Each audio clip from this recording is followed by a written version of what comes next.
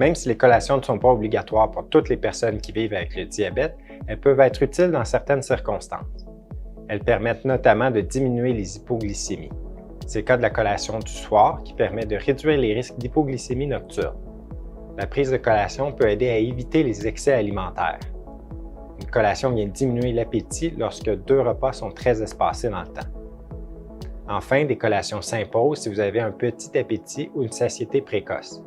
Les collations vous aideront à remplir vos besoins en nutriments. Il est important de peser le pour et le contre avant d'ajouter des collations à votre menu. L'ajout inapproprié de collations peut mener à un gain de poids et à des hyperglycémies, c'est-à-dire quand le taux de sucre monte au-delà des cibles visées. Une diététiste nutritionniste peut vous aider à prendre une décision éclairée selon votre situation personnelle. Une collation devrait contenir autour de 15 g de glucides et une source de protéines. Les féculents et les fruits peuvent amener la source de glucides, alors que les noix et les graines et les produits laitiers peuvent être votre source de protéines. Vous pouvez vous inspirer des exemples qui suivent pour composer une collation.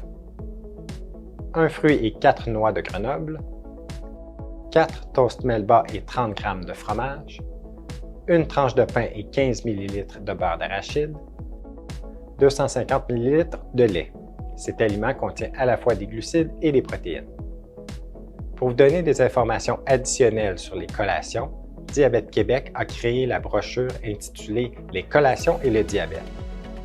Vous pouvez télécharger cette brochure en suivant le lien qui se trouve dans la description de cette vidéo. Pour conclure, je vous rappelle les grands principes d'une alimentation saine et équilibrée. Mangez 3 repas par jour composés d'une variété d'aliments des 3 groupes du Guide alimentaire canadien. Faites de l'eau votre boisson de choix. Mangez en fonction de votre faim. Choisissez les gras qui sont bénéfiques pour votre cœur. Optez pour les aliments qui sont riches en fibres. Et cuisinez à partir d'ingrédients de base peu transformés.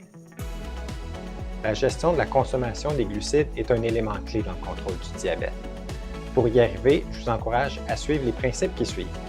Mangez 3 repas par jour et des collations si nécessaire. Espacez vos repas de 4 à 6 heures. Mangez à des heures régulières. Essayez de manger la même quantité de glucides d'un repas à l'autre et d'une journée à l'autre.